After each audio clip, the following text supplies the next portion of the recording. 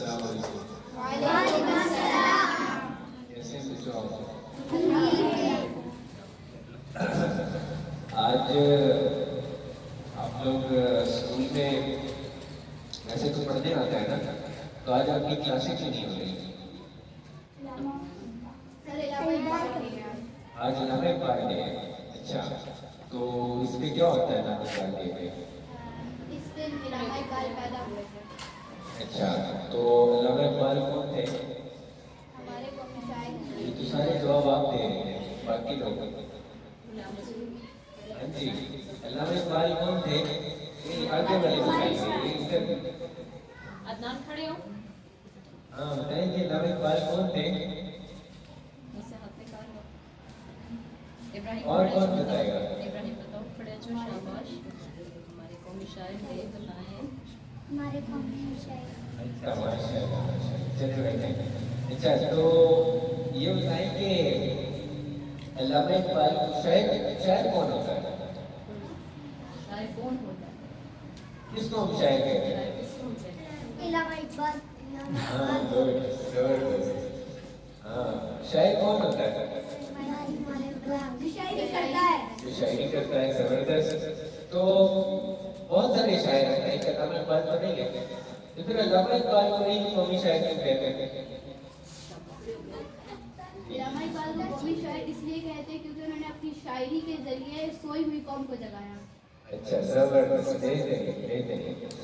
تو علامہ اقبال پیدا کب ہوئے تھے؟ 9 نومبر 1977 1877. 1877. اور پاکستان کب بنا تھا؟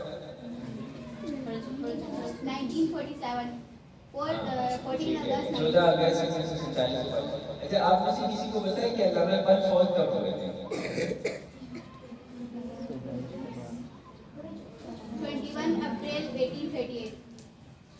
1938. یعنی پاکستان کے بننے سے بھی 9 سال پہلے فوت ہو گئے تھے. بات سمجھ آئی آپ کو؟ یعنی پاکستان کے بننے، پاکستان تو 1947 میں بنا تھا، یہ 1938 میں فوت ہو گئے تھے. تو ان کو ہم قومی شاعر نہیں کہتے کہ پاکستان بنا ہی نہیں ہے، وہ فوت ہو گئے. لیکن پاکستان بن گیا، ان کے قومی شاعر کے لیے علامہ اقبال کا انتخاب نہیں کیا گیا، کسی اور شاعر کا نام نہیں آیا. علامہ اقبال ہے. علامہ اقبال ہے. اچھا چلے. تو اصل میں یہ سارے سوال میں اس لیے کر رہا ہوں کہ ہمیں پتہ چلے کہ علامہ اقبال کی اہمیت کیا ہے، ان کی سوچ کیا تھی، ان کا ویژن کیا تھا، وہ کس طرح مسلمانوں کو کس طرح دیکھنا چاہتے تھے. تو یعنی ایک ایسا شخص جو پاکستان کے وجود سے پہلے فوت ہو گیا ہے، لیکن اس نے اتنی ذمہ دارانہ باتیں کی، اتنی انقلابی شاعری کی، جس کے نتیجے میں لوگوں کے اندر ایک نیا تصور پیدا کر دیا کہ اچھا ایسا بھی ہو سکتا ہے. اس سے پہلے یہاں پر برطانیہ کی حکومت تھی، تو وہ تو لوگوں کو انہوں نے غلام بنا کے رکھا ہوا تھا. پھر انہوں نے بتایا کہ ہم مسلمان ہیں، تو یہ ملک ہے، یہ اس پر مسلمانوں کی حکومت ہونی چاہیے، اور پھر صرف مسلمانوں کی نہیں ہونی چاہیے بلکہ اسلام کی حکومت ہونی چاہیے. بڑا مشہور شعر ہے نا علامہ اقبال کا کہ چینوں عرب ہمارا، ہندوستان ہمارا، مسلم ہے ہم وطن ہے سارا جہاں ہمارا. صرف چین نہیں، صرف عرب نہیں، صرف ہندوستان نہیں، بلکہ اگر ہم مسلمان ہیں تو سارا جہاں ہمارا ہے. اور سارا جہاں ہمارا ہونے سے کیا مراد ہے کہ دیکھیے اللہ کی زمین ہے نا، ہم سب کو اللہ نے پیدا کیا ہے، تو پھر اس زمین پر نظام بھی اللہ کا ہونا چاہیے. اور وہ نظام جب ہم کہتے ہیں کہ وہ اللہ کا ہونا چاہیے، تو اس کا مطلب ایسا کرو کہ ہم اسلام کی طرف دعوت دیں گے، سب لوگوں کو ہم مسلمان ہونے کی دعوت دیں گے. اور یہ علامہ اقبال کا پیغام تھا، بہادری کا، جرأت کا، آزادی کا. اور پھر مسلمانوں کو انہوں نے یہ سکھایا کہ نبی صلی اللہ علیہ وسلم سے محبت کی جائے، نبی صلی اللہ علیہ وسلم سے محبت کی جائے، ان کا اتباع کیا جائے، ان کی پیروی کی جائے، ان کی ہر بات کو اہمیت دی جائے۔ علامہ اقبال کے طرح مشہور اور شعر بھی آپ سب کو یاد نہیں ہوگا کہ محمد سے وفات مجھے، کہ محمد سے وفات مجھے ہم تیرے ہیں، یہ جہاں چیز ہے کیا یعنی اگر تم نے یعنی مسلمانوں نے محمد صلی اللہ علیہ وسلم سے وفات کی، یعنی ان کی بات مانی، ان کے راستے میں چلے، ان کے طریقے کے مطابق زندگی گزاری، ان کے مطابق نظام قائم کیا، تو یہ سارا جہان ان کا ہو جائے گا۔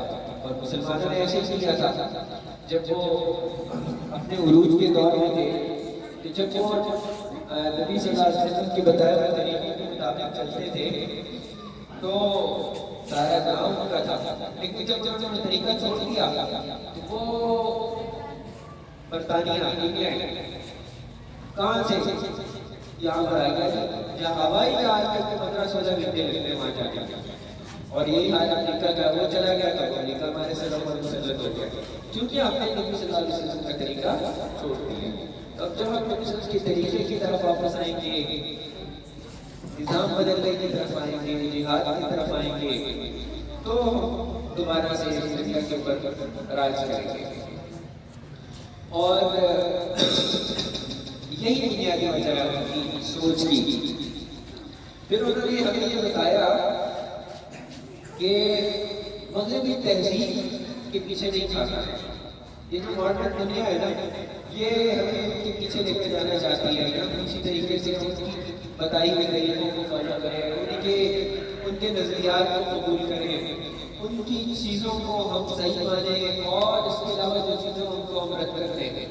تو یہ علامہ اقبال نے بتایا کہ تمہاری ایک الگ شناخت ہے، تمہارا ایک الگ سوچ ہے، تمہارا ایک الگ مذہب ہے، اس کی اپنی اخلاق اور روایات ہیں، اس اخلاق اور روایات کے ساتھ جڑے رہیے اور اپنی ایک الگ شناخت پیدا کیجیے۔ پھر جب وہ شناخت پیدا ہو جائے گی، پھر دنیا کے اندر آپ کا مقام ہوگا، آپ کی عزت ہوگی۔ لیکن اگر وہ نہیں ہوگا تو دنیا کے اندر آپ کی کوئی عزت اور کوئی وقار نہیں ہوگا، اور یہی ہمارے ساتھ مسلمانوں کے ساتھ ہو رہا ہے۔ میں آخر میں علامہ اقبال کی ایک نظم آپ کو سناتا ہوں، اور وہ دراصل طارق بن زیاد کو کون جانتا ہے؟ طارق بن زیاد کو یہ مسلمانوں کا ایک سپہ سالار تھا، ایک لیڈر تھا، ایک جنرل تھا۔ اس نے اندلس کے اوپر نا سب سے پہلے حملہ کیا تھا، یہ جو یورپ میں اسپین ہے نا، اسپین اس جگہ پر تھا یہ، اور اس نے پھر اس کو فتح کیا تھا، اور مسلمانوں نے 800 سال تک 8 سینچریز 800 سال تک اس کے اوپر حکومت کی تھی، پھر بعد میں ان کی حکومت ختم کر دی گئی تھی۔ تو طارق کی دعا یعنی اس نے ایک دعا مانگی تھی، اور شعر کی شکل میں، تھوڑے سے مشکل اشعار ہیں لیکن میں امید کرتا ہوں کہ جو بڑے بچے ہیں ان کو سمجھ آئے گی۔ یہ غازی یہ تیرے پراسرار بندے جنہیں تو نے بخشا ہے ذوق خدائی، یہ غازی یہ تیرے پراسرار بندے جنہیں تو نے بخشا ہے ذوق خدائی، دو نیم ان کی ٹھوکر سے صحرا و دریا سمٹ کر پہاڑ ان کی ہیبت سے رائی۔ یعنی صحرا اور دریا بھی وہ جہاں بھی جاتے چلے جاتے تھے، یعنی جب وہ انسان بہادر ہو جاتا ہے نا تو اس کے سامنے بڑی بڑی چیزیں چھوٹی چھوٹی لگتی ہیں۔ صحرا کتنا بڑا لگتا ہے، مسلمان صحرا کو پار کرتے ہوئے دوسری طرف نکل جاتے تھے، دریاؤں میں گھوڑے ڈال کر ایسے ہی نکل جاتے تھے دور، ورنہ تو دریا سے اتنا ڈر لگتا ہے کہ پانی ہمیں بہا کر لے جائے گا۔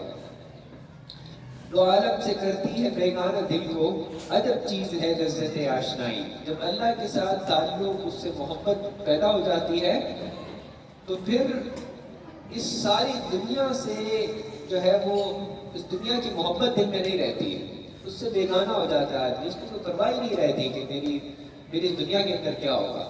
اللہ کے ساتھ اتنا زیادہ قریب ہو جاتا ہے، پھر اس کی رضا کے لیے ہر کام کرنے لگ جاتا ہے۔